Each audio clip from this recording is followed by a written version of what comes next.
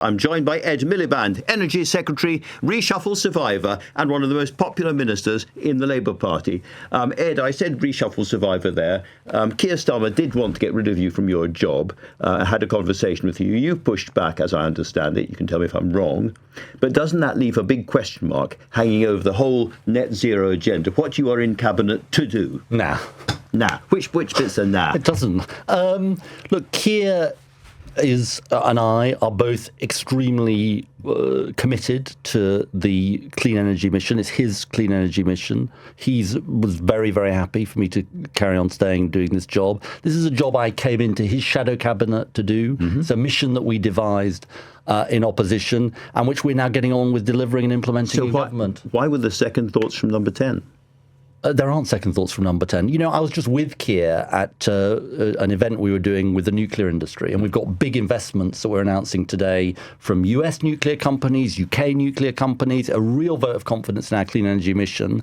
And, you know, it's one of the things he is most passionate about because of the jobs it will create, because of the energy security it will bring to the country. I want to move on from this. I'm sure you do as well. But let me ask you very directly, did he ask you to move jobs? Andrew, you are a very experienced journalist. I'm certainly not going to get into my conversations that may or may not have happened with Keir Starmer, my friend of almost 20 years. All right. But you are convinced because, you know, there is an argument that says you're taking on reform, you're trying to neutralise those issues. Win the argument. Those issues that reform are going for you. Reform go on now endless about net stupid zero. And there would be some sort of strategy. So, well, in that case, let's pull back from what we're doing a bit. You know, that's not the impression I get from anyone, either Keir Starmer or anyone around him, because they recognise that this is about the jobs of the future. And I think what's so interesting is that we have a Prime Minister and a Chancellor who are, and I've been around a long time, who've been more, did this job before, who are more committed to this agenda than any of their predecessors. Because Rachel Reeves sees it as central to her economic strategy and her growth strategy, and she's right. Keir sees it central to his mission to create opportunity for people, change our economy. So we are absolutely all square. And look, it's a big fight with reform, and I relish the fight.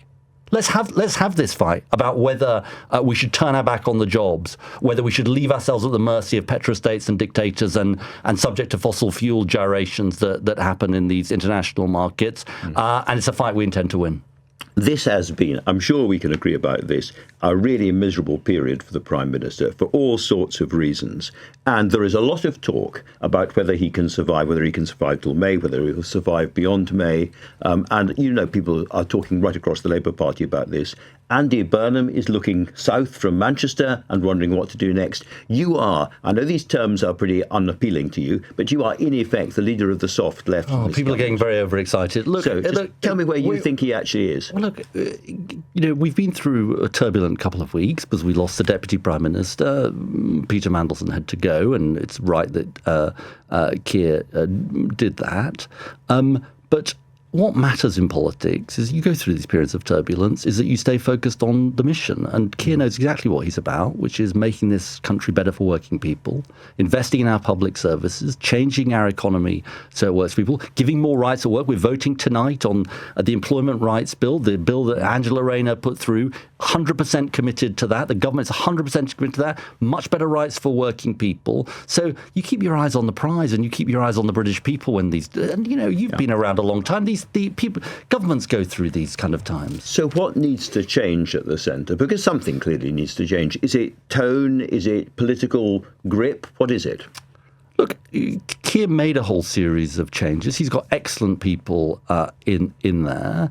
I think what Keir will do in the party conference speech is he will set out what he believes, where the country is, where the country needs to go, take the fight to our political opponents, and you know, I think stay focused on the British people. That's what I think we need to do. Because, you know, I'm not saying the issues of the last couple of weeks haven't been important. Of course, they're very legitimate issues. But the most important thing that matters to people is my son or daughter going to have a job? You know, are the public services going to be there when you need them? And actually, when you look at what this government is doing, cutting NHS waiting lists, investing in jobs as we're doing today, as I say, with new nuclear, giving more rights at work, we're doing the right things for what the British people want to see, and we need to make sure we deliver on those things. You mentioned the legitimate issues. One of them is obviously Peter Mandelson. You've known him a very, very long time. He's resigned not once, but twice in the past over sort of real problems. Was there any part of you that looked at this original proposal to put him there as ambassador again and thought, well, very, very clever guy, but there is real risk here? Look, I think it's very easy for people to have 20/20 hindsight. What we know is that, as Keir said today, if he'd known then what he knows now about these appalling exchanges that Peter Mandelson had with Jeffrey Epstein, he would never have appointed him. And I know Keir is a man of great decency and integrity, and that's absolutely right. He wouldn't have appointed him. He obviously didn't know these things. He was dealing with a unique set of circumstances around President Trump, and that's why he made the decision. The problem with this is that everybody knew that there was a relationship with Epstein in the past. Didn't know the details of it, hadn't seen those last lethal emails and texts, I grant you, but everybody knew about that. Wasn't that therefore taking a huge risk in appointing him in the first place, given what's happened? I make this point very gently, Andrew.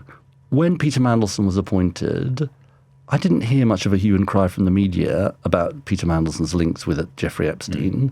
I mean, these were a matter of public record. He'd expressed regret about them, but there weren't lots of people in the media saying you can't possibly appoint this man. So that's why what Keir said today is clear, which is he said he had no idea about the extent and depth of the relationship, nor that Peter Mandelson was, after the conviction, saying you should push for early release and all of those terrible things that came out in these emails. Right. Well, let's turn. You talk about taking the fight to reform and to the right more generally. This weekend, we saw a massive, I don't know what you'd call it, anti-immigration or English nationalist, British nationalist demonstration on the streets of London. And at that demonstration, Elon Musk, very close associate in the past of Donald Trump, the world's richest man, said to the crowds, in terms that they should turn to violence, and in terms suggested it was time to overthrow the elected British government. What's your reaction? Who the hell is this guy, is my reaction. Just because you're a billionaire, it doesn't give you a right to come and tell us how to run our country. And look, as far as I can see, this guy is a publicity-seeking narcissist who is inciting violence on our streets. And honestly, he should go back to running his car company, and I think, as the Americans would say, butt out of our politics. Here. Absolutely. And you see what's going on the right of politics. You can see people turning very angrily against Islam in particular.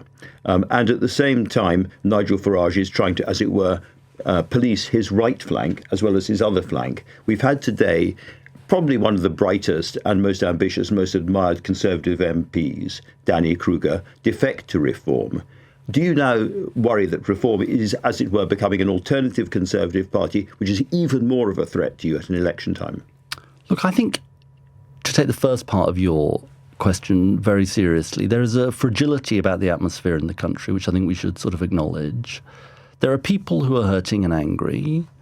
There are people on the far right who want to use that and whip people up. I think if you take the flag isn't owned by anyone. It's certainly not owned by the far right. Patriotism isn't owned by anyone.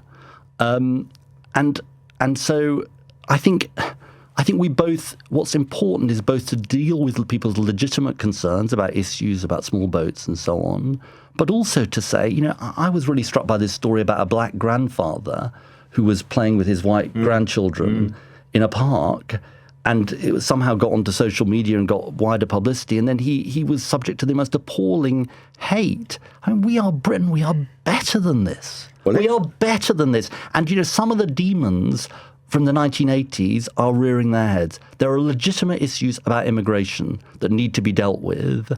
But what we are not going to do, and what we as a Labour government will not do, is stay silent about prejudice and racism wherever it rears its head. Well, let's talk about our individual responsibility over all of this, because almost all of us use X at the moment. And given what you have said about Elon Musk, and that came, I think, from the heart, perhaps we should stop using X. Do you think the political world, including the Labour Party, should pull back now? We probably should look at that. I mean, I many years ago gave up looking at social media myself, but that's sort of easy for me to say because there are people who post on X for me. But, I mean, I think all of these issues need to be looked at. And I'm really struck that, you can meet people in real life who are very different in real life than they are on social media. Social media is not the real world. Yeah, sure. and all of us have to sort of think about the tone of our sort of political debate, but we also have to protect the. I think there's a very significant, decent majority in this country that is appalled when people like Elon Musk come and start inciting violence, and tolerance, respect. All of those things are great British values that need defending. If during this big visit, very important visit by Donald Trump this week, we're hearing from either him or people around him what we have heard in the past, which is London is over, Britain is over, it's done, all the kinds of things that Elon Musk has been saying in the past.